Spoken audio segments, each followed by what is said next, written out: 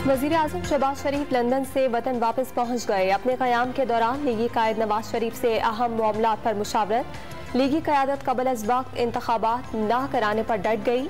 इत्तेहादी भी हिमायत की यकीन दहानी करा चुके हैं। इमरान खान का इम्पोर्टेड हुकूमत का रोला खत्म, अमरीका के तरले शुरू। बरतानवी जरीदे को चेयरमैन तहरीक इंसाफ के इंटरव्यू पर वज़ीर दिफा का रद्द अमल।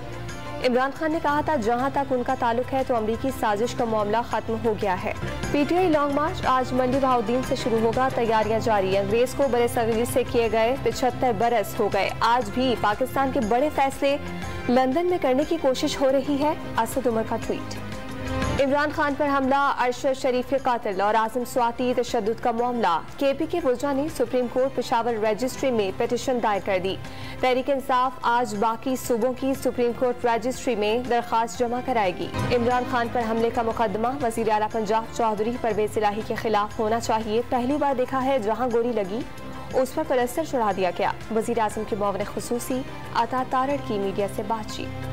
गिलगित बल्तिस्तान के बालाई मकामात पर वक्फे से बर्फबारी का सिलसिला जारी। मामूलात जिंदगी मुतासिर। स्वात के सयाहती मकामात कालाम और मालम जब्बा में भी बर्फबारी का सिलसिला जारी। इस्लामाबाद, मरी, लाहौर समेत पंजाब के मुख्तलिफ मकामात में बारिश ने सर्दी बढ़ा दी। शेखुपुरा में यालाबारी हुई। और इंग्लैंड के खिलाफ टेस्ट टीम का ऐलान अगले हफ्ते मुतवक्के। अनफिट शाहीन अफरीदी की जगह हारिस रऊफ की टीम में शमूलियत का इम्कान।